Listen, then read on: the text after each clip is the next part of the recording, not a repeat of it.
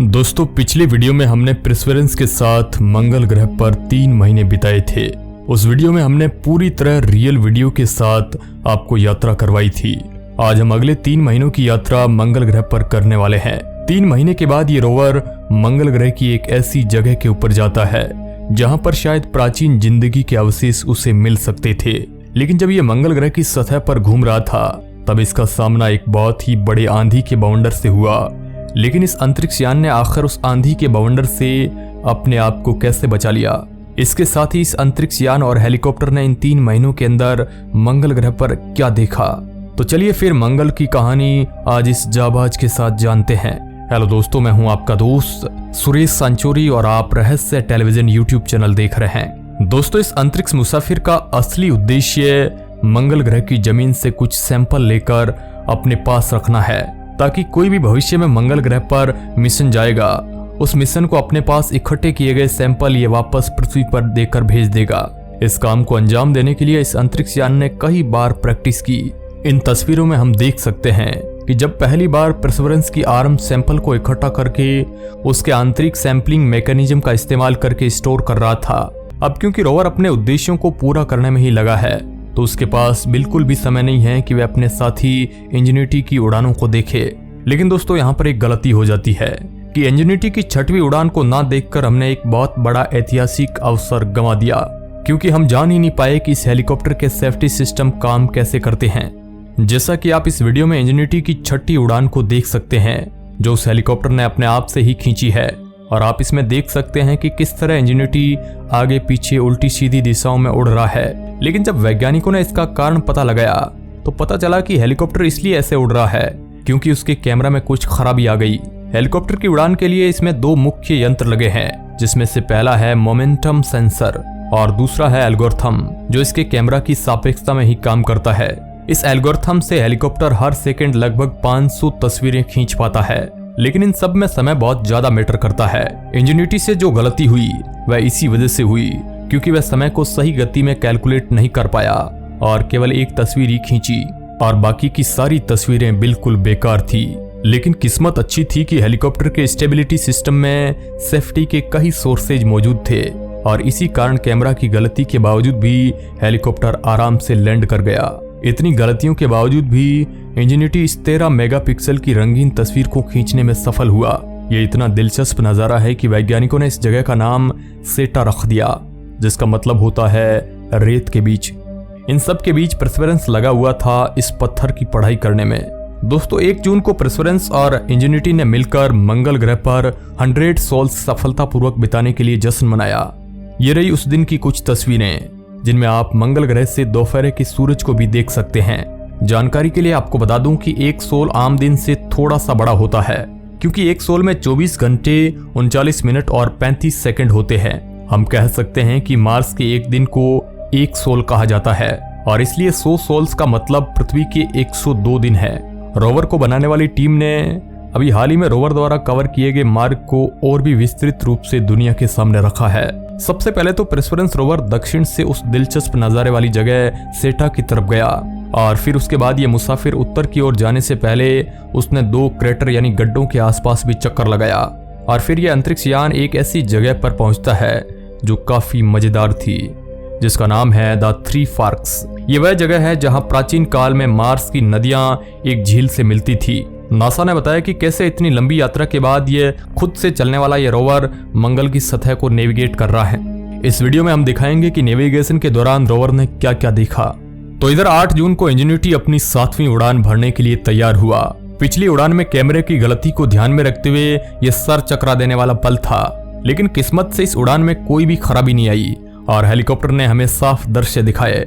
Helicopter ने हमें इस पत्थर की तस्वीर दिखाई और कुछ वैज्ञानिक मानते हैं कि ये कुछ उन पत्थरों की तरह है जो पृथ्वी पर ज्वालामुखी के फटने से बनते हैं। लेकिन हमारी खोज ज्वालामुखी वाले पत्थर नहीं बल्कि सेडिमेंट्री पत्थर थे।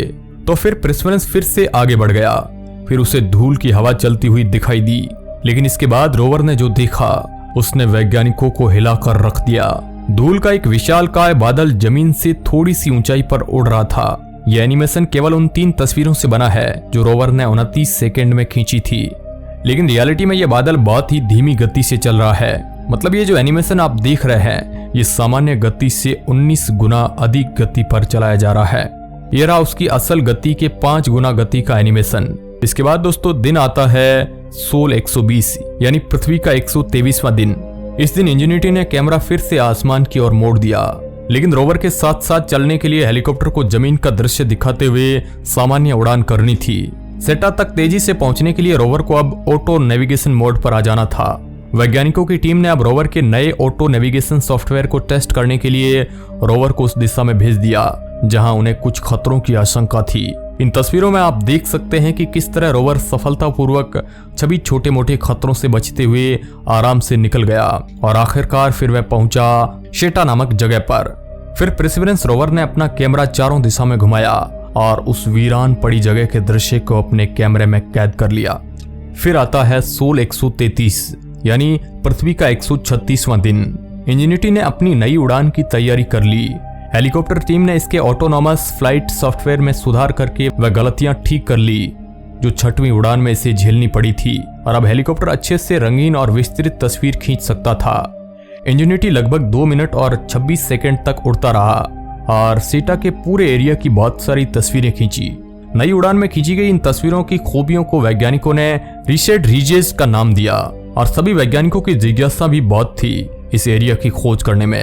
अवश्य ही ये एरिया किसी दरारों के क्षेत्र का एक हिस्सा था जिसमें पहले जमीन के नीचे पानी बहा करता था। इंजेन्यूटी की इस तस्वीर में रोवर ने कुछ अजीबोगरीब देखा जो बड़े बड़े रेत के टीले थे। अगर रोवर इनमें से किसी भी टीले पर धीरे धीरे ही सही उतरने की कोशिश करता तो वह इन रेत के टीलों में ही फंस जाता और मंगल की सतह में ही फंसा रह जाता। यहाँ आसपास मदद के लिए कोई भी नहीं था। एकदम वीरान जगह पर यह अंतरिक्ष मुसाफिर फंस कर ही रह जाता। इस तस्वीर में इन टीलों के बीच हमें बेडरॉक की एक झलक दिखाई पड़ती है और बदकिस्मती से रोवर इस जगह की यात्रा नहीं कर सकता था। लेकिन इस मुश्किल समय में भला हो इंजेन्यूटी हेलीकॉप्टर का, क्योंकि उसी की वजह से हम इस एरिया को विस्तृत रूप से देख पाए। कुछ दूर और चलने के बाद रोवर एक और जगह पहुंचा जिसको सबसे परफेक्ट नाम दिया गया। इस एरिया को नाम दिया गया क्रिएटेड फ्लावर फ्रैक्टर्ड रूफ कहा जाता है, जहां रोवर ने सैंपल लेने की सबसे पहली कोशिश की थी। फिर उसने अपने आसपास के पत्थरों से सैंपल ले लिए। यह वही जगह है जहां रोवर अपने सबसे पहले सैंपल को लेगा। वहीं दूसरी तरफ इंजेन्यूटी अपनी 10वीं उड़ान भर रहा था और हमें रेस्ट रीजेस का एक और नजारा दिखा रहा था। परसिवरेंस ने सैंपल लेने के लिए एक जगह चुनी और वही जगह लगभग कुछ हफ्ते तक रोवर का ऑफिस बनी रही। अब सैंपल लेने से पहले सैंपल कैचिंग सिस्टम को उस जमीन के कई टेस्ट करने पड़ते हैं और फिर इंजेन्यूटी फिर से उड़ान शुरू कर देता है और इस बार उसने परसिवरेंस की 39 फीट दूर से हवा में तस्वीर खींची। क्या आप इस तस्वीर में रोवर को देख पा रहे हैं? इधर रोवर अपने ऑफिस वाली जगह से अपनी खोजबीन में लगा हुआ था ताकि वह सैंपल को बिल्कुल सही तरीके और सटीकता से ले पाए। सबसे पहले रोवर से निकली आर्म सतह की बहुत बारीकी से खोजबीन करती है। यह इसलिए किया जाता है ताकि पता चल सके कि उस जमीन के नीचे क्या है, ताकि बाद में जमीन खोदना वैज्ञानिकों की टीम के लिए व्यर्थ न जाए। 6 अगस्त को रोवर ने पहली बार सफलतापूर्वक मंगल ग्रह की सतह के सैंपल हासिल कर लिए, जो बाद में उसके आंतरिक यंत्रों में अधिक जांच के लिए चले गए। वैसे तो ड्रिलिंग का काम बहुत अच्छे से हुआ था, लेकिन वैज्ञानिकों को लगा कि जैसे ट्यूब में कोई सैंपल है ही नहीं और वैज्ञानिकों की टीम तुरंत ही इस समस्या की जांच करने में जुट गई। परसिवरेंस ने फिर से उस जगह का अध्ययन किया था कि यह जाना जा सके कि आखिरकार ये पत्थर गायब कहाँ हो गया।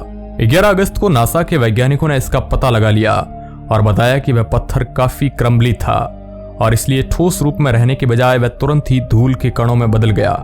लेकिन किस्मत से परसिवरेंस के पास अभी भी 40 मौके और है। हम इंतजार नहीं कर पा रहे हैं कि रोवर अगले 3 महीनों के अंदर क्या क्या मंगल ग्रह से हमें दिखाएगा। तो दोस्तों आज के इस वीडियो में बस इतना ही। लेटेस्ट खोजों के बारे में जानने के लिए आप हमारे चैनल को सब्सक्राइब कर सकते हैं। हमारा चैनल आपको ऐसे ही अंतरिक्ष की सैर करवाता रहेगा। वीडियो के अंत तक बने रहने के लिए आपका बहुत बहुत धन्यवाद।